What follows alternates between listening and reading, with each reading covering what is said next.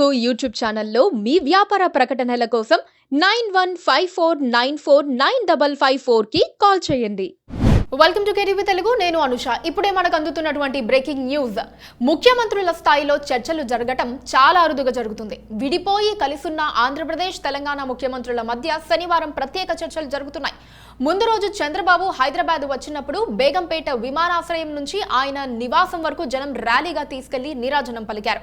ఇద్దరు ముఖ్యమంత్రుల చర్చలపై సర్వత్రా ఆసక్తి నెలకొంది.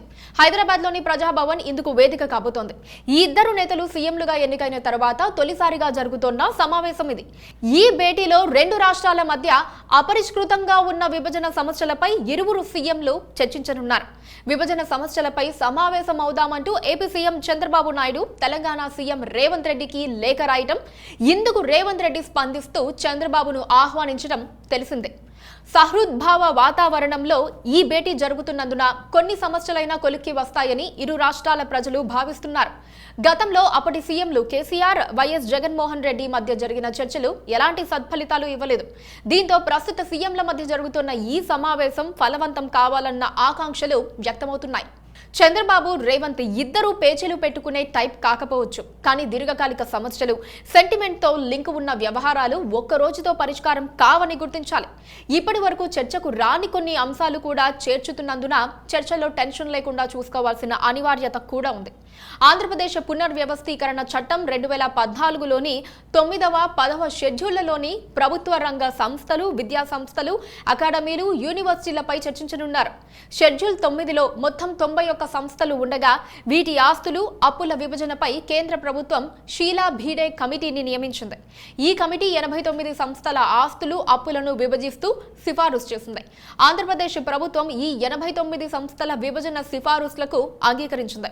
కానీ తెలంగాణ మాత్రం వీటిలో 68 సంస్థల విభజన సిఫారసులను మాత్రమే ఒప్పుకుంటోంది. ఈ వ్యవహారంపై సీఎంలు చర్చించనున్నారు.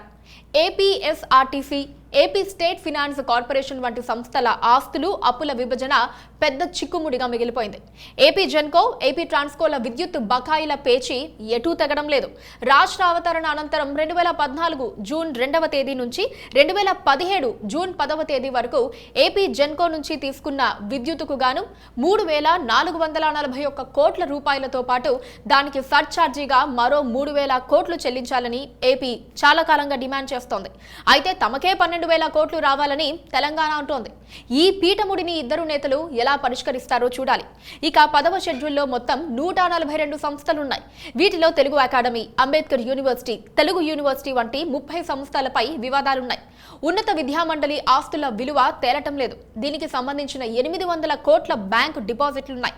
వీటిని జనాభా దామాషాలో పంచాలని ఏపీ అడుగుతూ ఉండగా ఇందుకు తెలంగాణ అంగీకరించడం లేదు. దానిపై కూడా చర్చలు ఒక కొలిక్కి రావాలి.